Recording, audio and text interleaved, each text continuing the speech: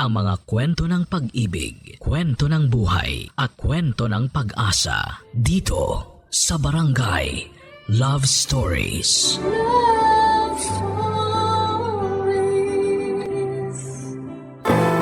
May mga bagay sa sarili natin na hindi natin kayang tanggapin at aminin. Kaya bago pa tayo questionin at husgahan ng iba ay pinipilit po nating ibaon sa pinakamalalim na parte natin ang sikretong ito. Ikaw kabarangay, kaya mo bang ipagsigawan sa mundo ang sekreto mo? Dear Papa Dudut, ako nga pala si David, 35 years old, dating OFW at nagbalik na ako sa Pilipinas ngayong taon lamang. Hindi madali ang buhay OFW. Totoong mas malaki ang perang pwede kong kitain doon. Pero may ibang hila ang Pilipinas na hindi ko ipagpapalit kahit saang bansa man ako mapunta. Kaya nga after 10 years ng pakikipagsapalaran sa ibang bansa ay nagdesisyon akong umuwi na sa Pinas. Hindi lang para magbakasyon kundi para permanente nang tumira dito. Umuwi ako sa bahay ng nanay ko, siya at ang bunso kong kapatid na si Brian ang kasama ko sa bahay. Mas bata ng 10 taon si Brian sa akin. Pero kung pagiging mature lang at matalino ay alam kong mas lamang siya kesa sa akin. Wala na kaming tatay. Noong kasagsagan ng COVID ay binawian siya ng buhay. Hindi ako umuwi noon at maraming dahilan kung bakit. At habang pinagpapatuloy kong ilahad ang buhay ko rito sa Barangay Love Stories, maintindihan ninyo kung bakit ako lumayo noon, Papa Dudut.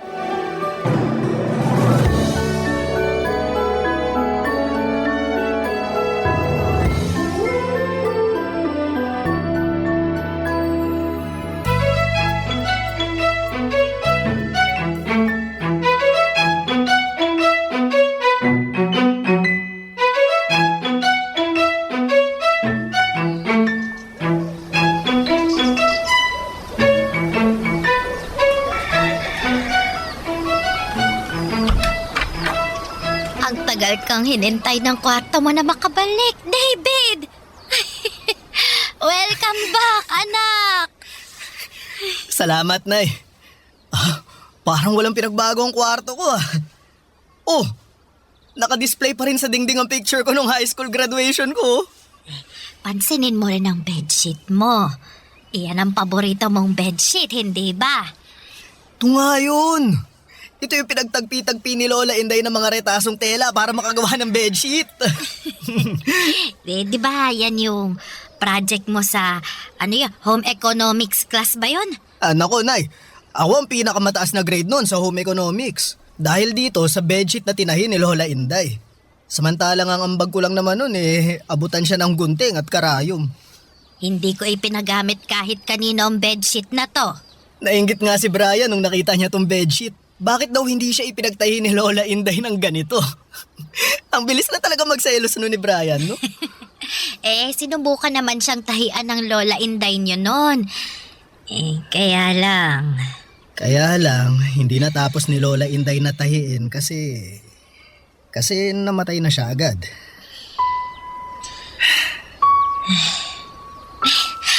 Huwag na nga nating pag-usapan yun. Naluluha na naman ako Dapat masaya lang tayo ngayon. Kasi nagbalik ka na. Ay, gusto mo bang imbitahan mamaya yung mga kaibigan mo para maghapunan kasama natin? Magluluto ako ng pritong tilapia at laing. Ay, baka umorder na rin ako ng cake panghimagas natin. Nay, kahit wag na muna natin silang imbitahin, may ibang araw pa naman para makasama ko sila Sa ngayon, wala akong ibang gustong makasama kundi kayo ni Brian. Nasa na nga pala si Brian, Nay? Ewan ko ba ron sa kapatid mo? Palagi na lang umaalis. Di naman nagsasabi kung saan pupunta. Baka nasa trabaho lang. Dito sa bahay nagtatrabaho ang kapatid mo. Computer lang ang kaharap nun palagi pag andito sa bahay. Ayun, nakakulong lagi sa kwarto. Bihira ko na nga makasabay yun sa pagkain Kapag day off naman niya, laging umaalis. Uuwi na lang kapag alam niyang tulog na ako. Ah, mukhang pinaghandaan niyo ang isusumbong niyo sa akin tungkol kay Brian, ah.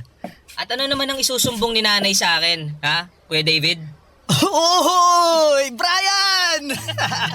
Wow! Maskulado ka na! Naku, parang hindi na ikaw yung patpating binatilyo na iniwan ko nun, ah. Lahat ng tao nagbabago. Pambihirang to, ang seryoso mo naman masyado. Dala ba yan ng inflation dito sa Pinas? Wala naman kasing dapat pagtawanan sa sitwasyon na to. Meron ba? Brian, huwag ka na munang umalis mamaya, ha? Sabay-sabay na tayo ng Kuya David mo na maghapunan dito sa bahay. Gusto ko maghapunan sa labas eh. Lagi ka namang naghahapunan sa labas. Pumirmi ka naman kahit isang hapunan lang dito sa bahay. Kauuwi lang ng Kuya David mo, oh. Dapat lang naman na magkakasalo tayo mamaya. Para saan pa, Nay? Nasanay naman na tayong wala siya. Bakit kailangan pa nating i-adjust o baguhin yung mga nakasanayan natin dito sa bahay? Bakit hindi na lang siya yung mag-adjust sa nakasanayan natin? Brian, anak, Ay hindi, wala namang problema kung gusto mong mag-dinner sa labas eh. Kahit kami na lang muna ni nanay ang magkasama. Nauna naman siguro ang plano mong mag-dinner sa labas eh, di ba? Hindi rin. Ngayon ko lang naisip na sa labas na ako maghahapunan. As in, ngayon lang. Hindi naman ako tanga at ramdam ko ang pagiging cold at distant ni Brian sa akin. May hula naman ako kung bakit.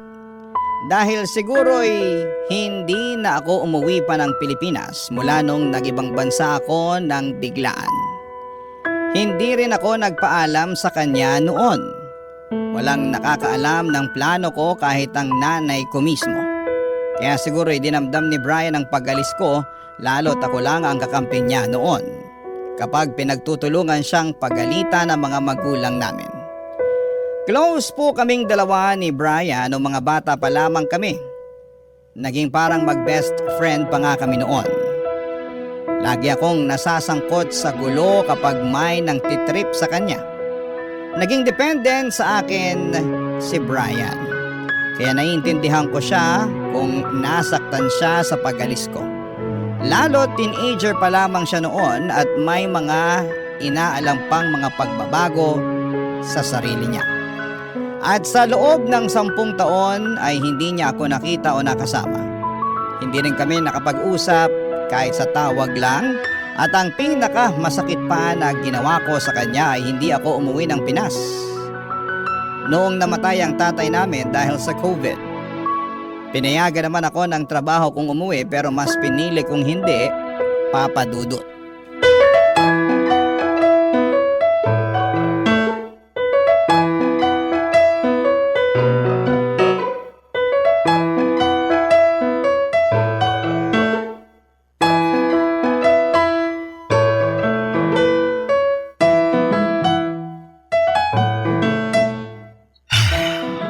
Nasaan na ba yung si Brian?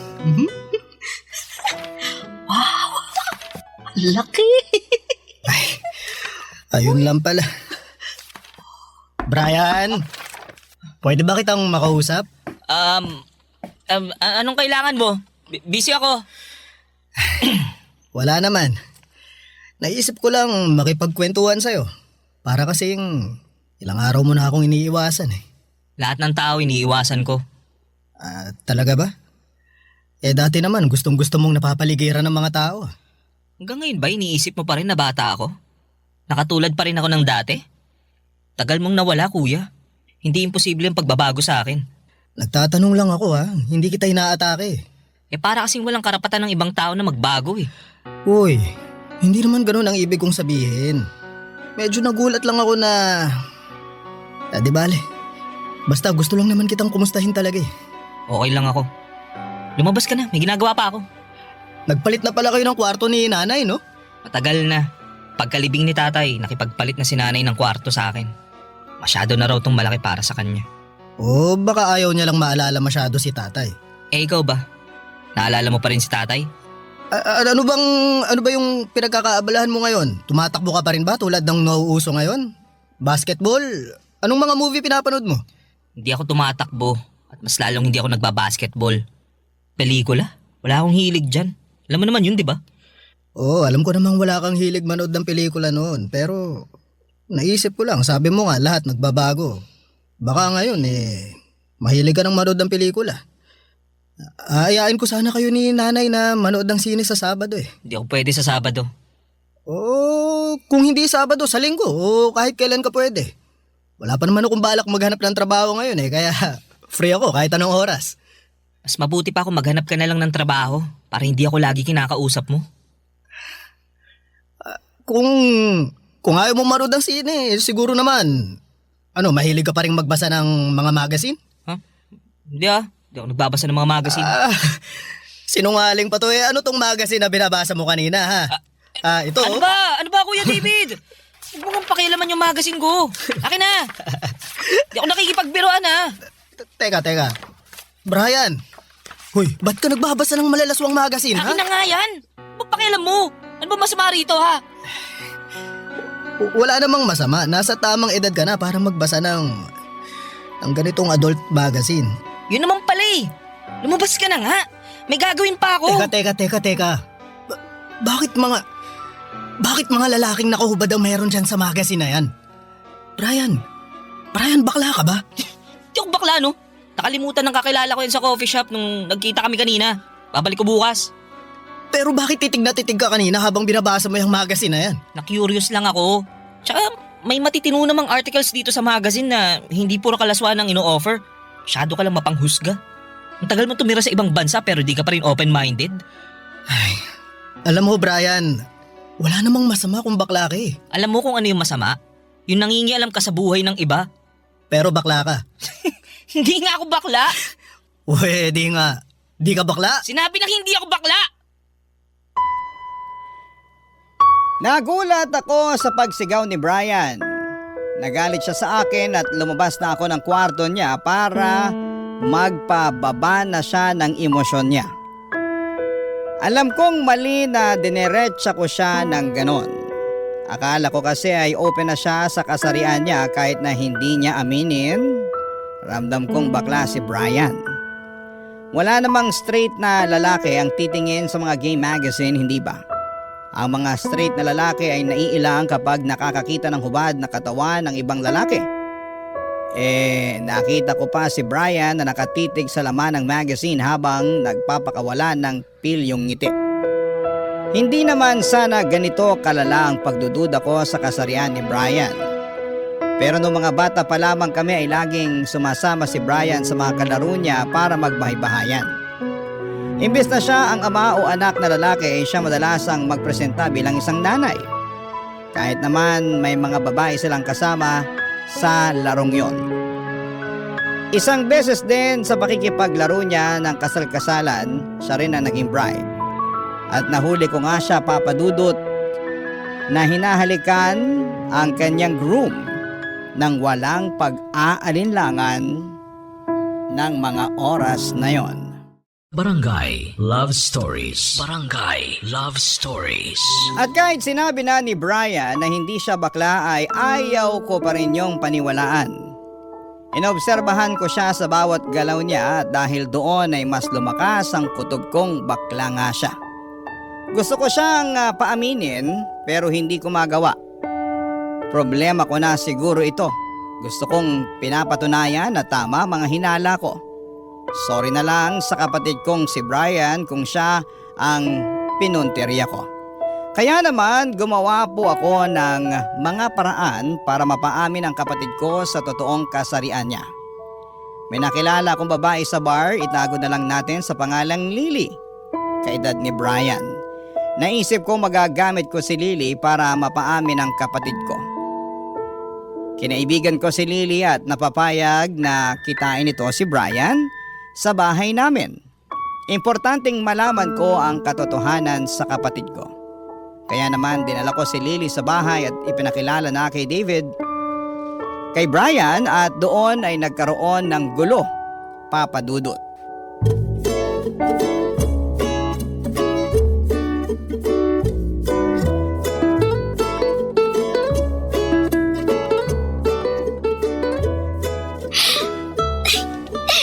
Sigurado ka, magugustuhan ko kapatid mo ha? Ay, oo. Di hamak na mas gwapo yun kaysa sa akin. Bakit kasi hindi na lang ikaw? Okay naman na ako sa'yo eh. Ayan na siya. Pababa na ng hagdan. Nasaan si nanay? Nagsimba. Sinundo ng kaibigan niya kanina. Ah, okay. Alis na ako. Uy, teka lang muna. May ipapakilala kasi ako sa'yo. Hi, Brian! Sino ka? Bakit mo ako kilala? Uy, ako si Lily. Friend ako ng kuya mo. Nakilala ko siya sa Bible study. Oo, tama yun. Inaaral namin yung Biblia sa tamang paraan. Ang galing nga nitong si Lily kasi kilala niya lahat ng main character sa Bible. Ay, oo, pati yung supporting characters. Oo. Okay, sige. May Bible dun sa sala. Baka gusto nyo ulit aralin. Kailangan ko na kasing umalis eh. Oy, Brian. Kasi ikaw talaga tong pinunta ni Lily rito eh. Gusto ka niyang makilala. Ako? Bakit ako? Kasi sa mga kwento pa lang ni David sa'yo, naintriga na ako. Parang, alam mo yun, parang may something sa'yo na gusto kong malaman. Pakidiretso na nga kung ano bang kailangan mo. Di ako manghuhula, tsaka nagmamadali ako. Sungit naman ito. Alam mo, bet na bet ko pa naman yung mga lalaking suplado. Nakakagigil. Alam mo, Brian, feeling ko magkakasundo kayo na ito ni Lily. Magkakasundo kami. Hindi ko nga maintindihan kung anong pinagsasasabi niyan eh. Dahan-dahan naman sa pananalita, Brian. Babae pa rin si Lily. Respetuhin mo naman. Ay, nako, kahit hindi mo na ako respetuhin, bastusin mo na lang ako. Mas ready ako dyan. Ganyan ka ba talagang klase ng babae? Hirap mo palang biruin at harutin. Kasi wala akong oras para dyan. Wala ka bang oras o hindi ka lang talaga interesado sa akin? Ay, salamat at ikaw na mismo nagsabi. Tama ka. Di talaga ako interesado sa'yo. Sa mga katulad mo. Excuse me, sa mga katulad ko? Pakilinaw mo nga kasi parang mas matalino ka kaysa sa akin eh. Di mo ba nakikita sarili mo? Kailangan ako pa magdikta ng mga mali sa'yo, ha? Excuse me, ano bang mali sa akin? Yung dibdib ko? Balakang ko? Yung mahaba kong buhok? Yung mukha kong plakado sa makeup? O dahil babae ako? Ibig mo sabihin? Lahat ng lalaking nakakita sa akin halos maglaway na at magmakaawa para lang pansinin ko sila. Pero ikaw, kahit siguro ako na lang natitirang babae sa mundo, hindi mo pa rin ako magugustuhan eh. Hindi kasi kita type. Yun lang yun. Or baka naman kasi bakla ka. Yun lang naman ang nakikita kong dahilan kung bakit hindi mo ako magugustuhan. O ano, tama ako diba? Bakla ka nga. Bakla ka. Aray! Brian! Bakit mo pinitik yung bibig ko ha? Dahil bastos yung bunganga mo. Sinabihan lang kitang bakla, bastos na agad. Dahil malaking insulto sa akin na tinawag mo akong bakla. Dahil hindi nga ako bakla. Bakit wala namang masama sa pagiging bakla ah? Maliban na lang kung hindi mo tanggap na bakla ka. Alam nyo, nagsasayang lang ako ng oras sa inyo eh. Diyan na nga kayo, mga abnoy. Hoy, Brian! Hayaan mo na nga yung kapatid mo. Lily, pasensya na ha. Nasaktan ka pa tuloy. Wala to, maliit na bagay. Pero alam mo, mukhang tama nga ang hinala mo. Miyembro ng 3 kasarian yung Brian na yan.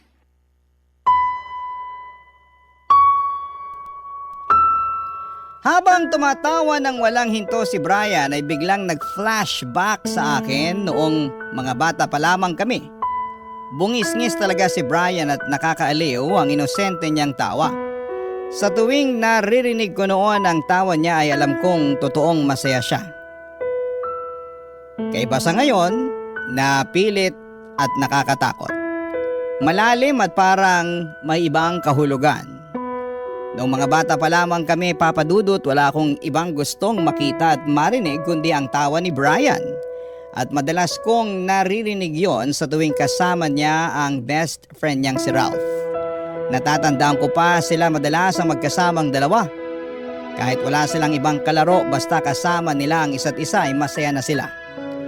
Palaging inaabutan ni Ralph ng bulaklak si Brian. Galing yon sa mga pananim ng kanyang nanay. At natatandaan ko pa na laging inuuwi ni Brian ang mga bulaklak na yon at nilalagay sa kanyang tabi bago siya matulog. Kapag lanta na ay saka naman niya isinisiksik sa mga paborito niyang libro ang mga bulaklak na yon. Noong umalis si Ralph sa lugar namin ay hindi ko na muling narinig ang inosente at masayang tawa ni Brian. At palagi ko siyang nahuhuli na inaamoy-amoy ang mga natuyong bulaklak na inipit niya sa kanyang mga paboritong libro, Papa Dudut.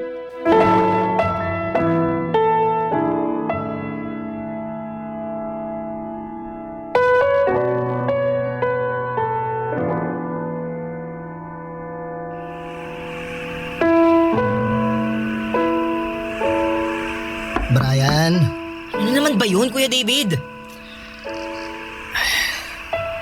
Hihingi lang sana ako ng sorry dun sa nangyari kanina.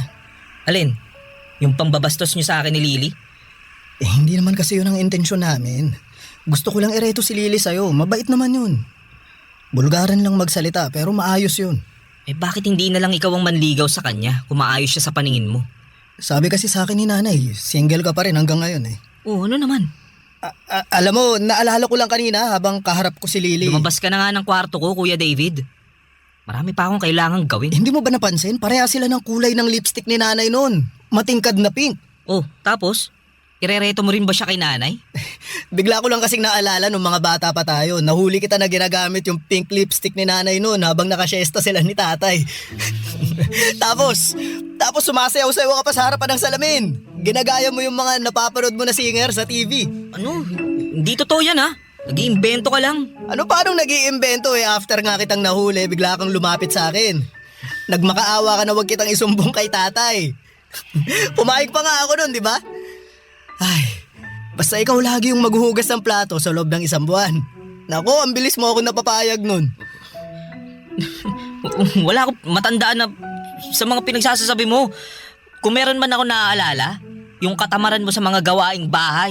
Kaya lagi ako inutusan ni nanay. Oy, teka, ito sigurado ako, natatandaan mo to. Hindi ka pa talaga titigil hanggat hindi ako napapahiya ng todo no? Hindi naman kasi yung nakakahiya. O saka ito pa ha. Ito, natatandaan mo ba? Lagi kang nanunood ng Flores de Mayo noon.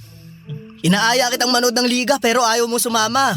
Ang dami mong dahilan noon kaya nagduda ako. Kaya ayun, sinundan kita minsan kung saan ka ba talaga pupunta. Ayun nga, tama ang hinala ko. Sa parada ng Santa Cruzan ka pumunta. Pumapalakpak-palakpak ka pa noon. Tuwang-tuwa ka sa mga gown ng mga pumaparada.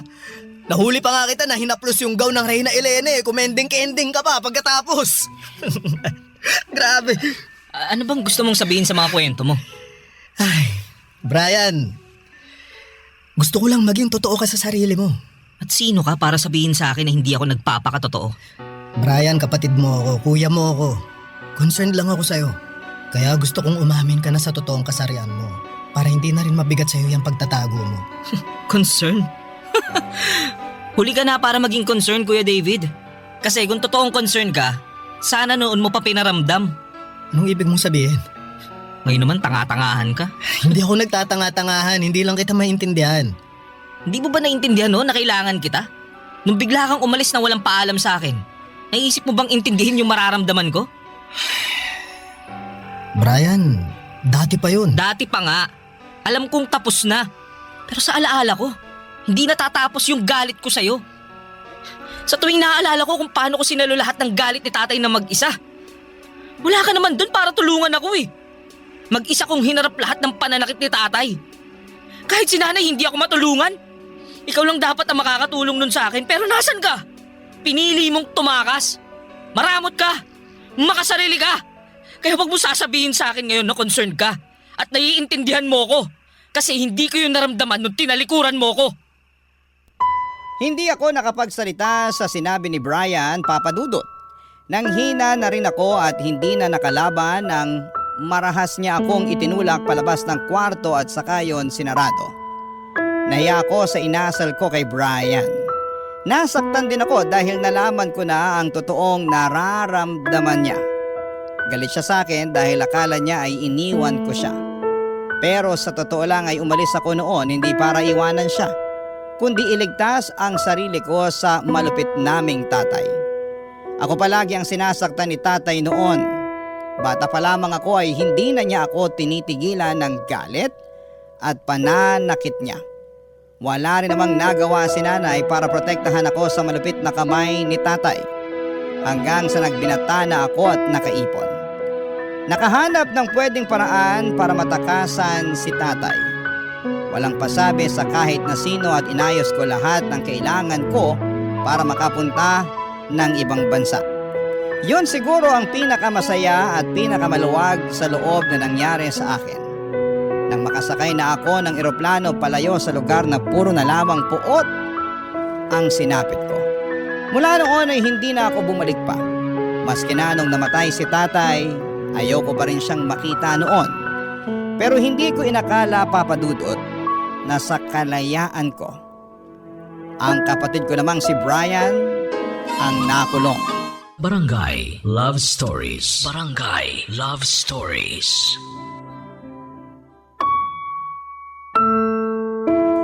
Hindi ko na nga pinaamin pa si Brian sa kanyang kasarian. Kahit alam kong may tinatago siya, pero mas priority ko noon na maging maayos kaming magkapatid. Gusto kong maibalik ang dati naming relasyon, pero panay pa rin ang iwas ni Brian sa akin, Papa Dudut. Kahit na hindi ko naman na inuusisa ang kanyang kasarian. Siguro'y talagang malalim ang sugat na iniwan ko sa kanya.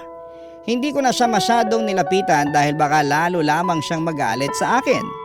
Baka imbes na magkaayos kami ay mas lalo lamang niya akong layuan. Pero may nangyari.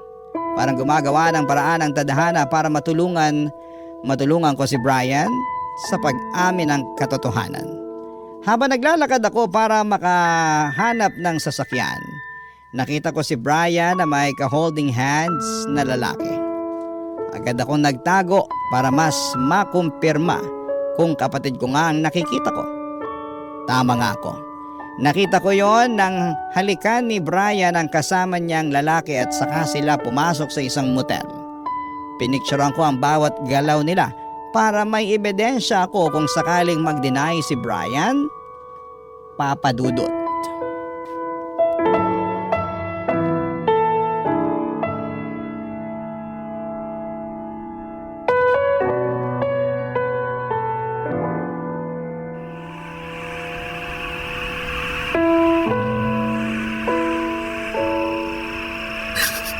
Sasasabi mo?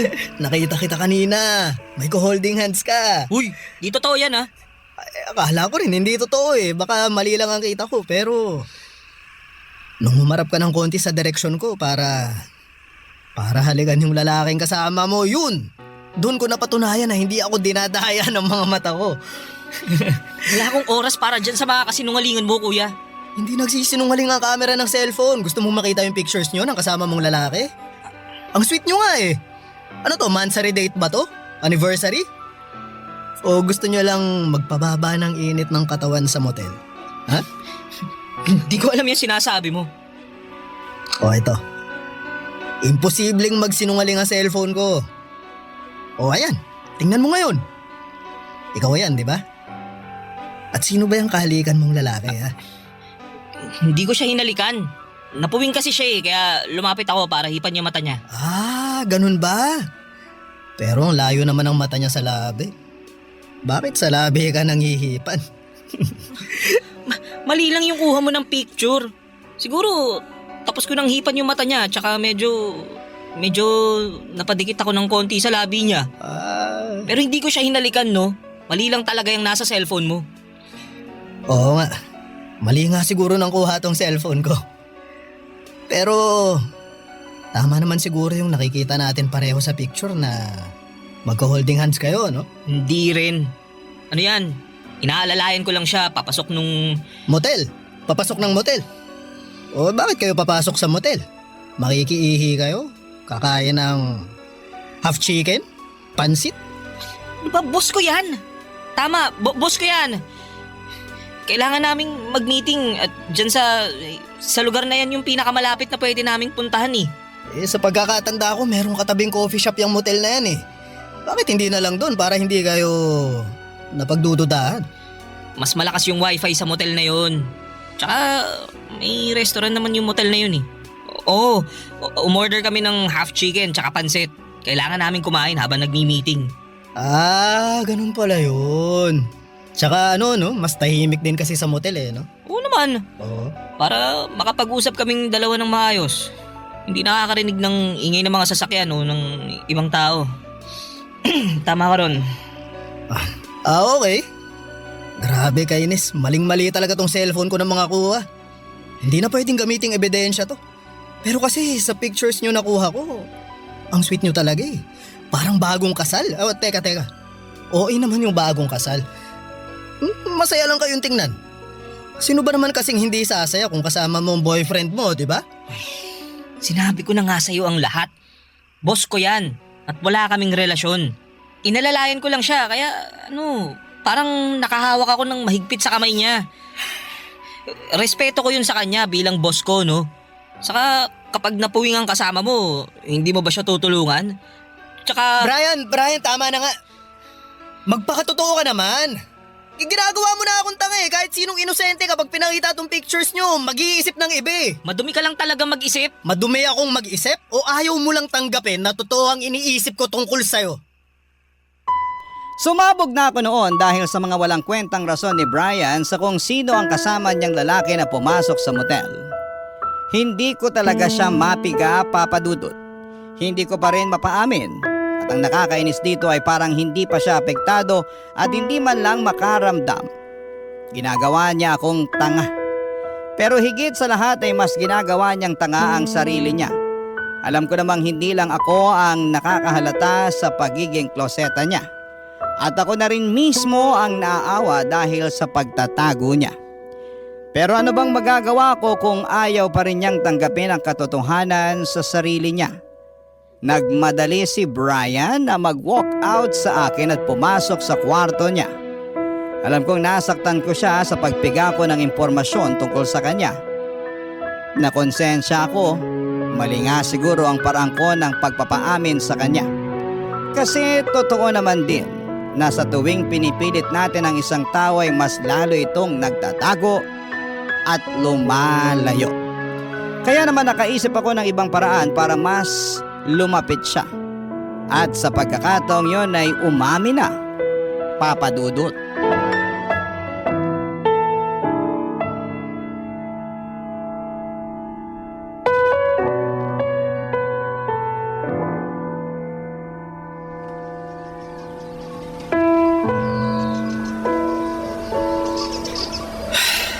Alam mo ba ang dahilan kung bakit ako tumakas noon?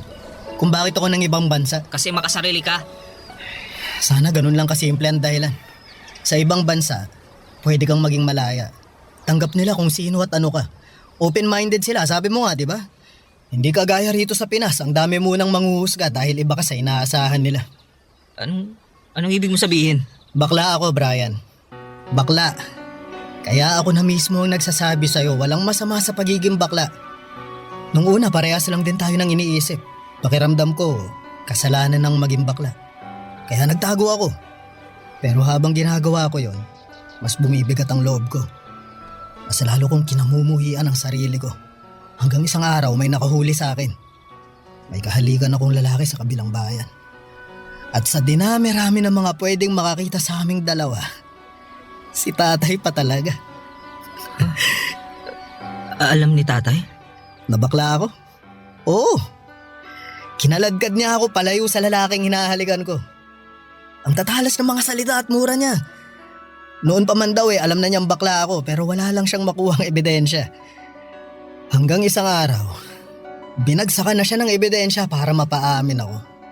Kaya ayun, umamin ako. Bakla ako. Sa totoo lang gumaan ang loob ko after kong magpakatotoo kay tatay. Kahit nakapalit nun pambubugbog niya ayos lang. Basta sa akin, nakalaya na ako. Nakalaya ka naman pala eh. Umamin ka na pala noon. Pero bakit kailangan mo pa rin umalis? Bakit kailangan mo pa rin tumakas? Kasi pinaparamdam pa rin sa akin ni tatay ang panghuhusga niya. Kahit malaya na ako sa totoong kasarian ko, pakiramdam ko, nakakulong pa rin ako sa galit ni tatay. Kaya umalis ako. Pasensya na kung tumakas ako ha. Kasi yun lang naman ang alam kong paraan para makawala na kay tatay. At tama ba yung ginawa mong pagtakas? Yung pag-iwan mo sa amin? Siguro mali para sa inyo. Pero para sa akin yun ang pinakatamang ginawa ko. Kasi sa pagtakas ko rito sa Pinas, nakahanap ako ng kalayaan sa ibang bansa. Doon ko rin nahanap yung mga taong tumanggap sa akin. Malayong malayo sa mga taong nakakasama ko nun dito sa atin. Kaya masisisi mo ba ako kung hindi na ako bumalik? Bakit hindi mo sinabi sa akin noon? Kasi natakot ako na baka hindi mo ako maintindihan. Natatakot pa ako sa totoong kasarian ko noon. Baka katulad ka rin ni tatay na huhusgahan kung sino ang totoong ako. Si nanay, alam niya ba? Oo, hindi lang namin pinag-uusapan. Hindi siya makapaniwala na bakla ako pero wala naman na siyang magagawa kung ito na yung landas na pinili ko . Kuya, masaya ka ba talaga? Hindi naman ako laging masaya. Hindi naman kasi lahat ng tao tanggap ako kahit moderno na ang mundo. Nakakaramdam pa rin ng diskriminasyon. Parte na siguro yun ang pagpapakatotoo ko, pero ang mahalaga, malaya ako. At alam mo, gusto kong maging malaya ka rin tulad ko. Hindi ako bakla. Okay, naiintindihan ko. Basta tatandaan mo kahit sino at ano ka pa. Kapatid kita at mahal kita. Ha? Ano Brian? Gusto mo bang magkape? Tara, samahan mo ako. Meron akong alam Bakla na... ako.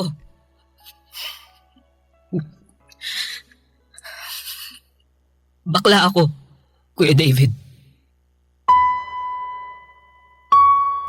Umiyak ako habang nakatawa na si Brian. Habang paulit-ulit niyang sinasabi at inaamin na bakla na siya. Niyakap niya ako at nagpasalamat. Niyakap ko siya pabalik at nagpasalamat din. Nagpapasalamat ako na sa wakas ay gumaan na ang kalooban ng kapatid ko. Alam kong hindi ganun kadaling tanggapin ang kasarian niya pero natutuwa akong humakbang siya paabante para lamang gumawa na ng paraan para magkatotoo or magpakatotoo na sa sarili niya. Inamin niya sa akin ang lahat-lahat. Kahit siya pala mismo ay nahuli ni tatay noong nabubuhay pa lamang ito. Kaya siya ang sinasaktan kapalit ko. Alam din ni nanay ang tungkol sa pagiging bakla ni Brian. Pero tulad ng sa akin ay ayaw din ni nanay na napag-uusapan pa yon. Pero hindi naman siya gumagawa ng paraan para itago namin ang kasarian namin. Sa ngayon ay malaya nang nakapagladlad si Brian. Dinala na rin niya sa bahay ang boyfriend niya. Totoong hindi ba komportable si nanay pero nirespeto niya si Brian sa desisyon ito. Nakita ko kung gaano kasaya ang kapatid ko at dahil doon ay wala akong kasing saya. Mas masaya pa ako ngayon kumpara nang nag-ibang bansa ako para maging malaya. Dahil hindi na ako nag-iisa. May kasama na akong maging malaya sa pagpili sa kung sino at ano ako. Nadagdagan na ang taong nakakaunawa sa akin. At hiling na lang namin na sana'y balang araw kapag handa na si nanay, ay magawa na niya kaming tignan sa mga mata at sabihing masaya na siya. Nang buo sa pag-amin namin sa totoo. Maraming salamat po sa pagbasa ng aking liham. Ang inyong kapuso at kabarangay forever, David. Ano ang masasabi mo sa ating Barangay Love Stories?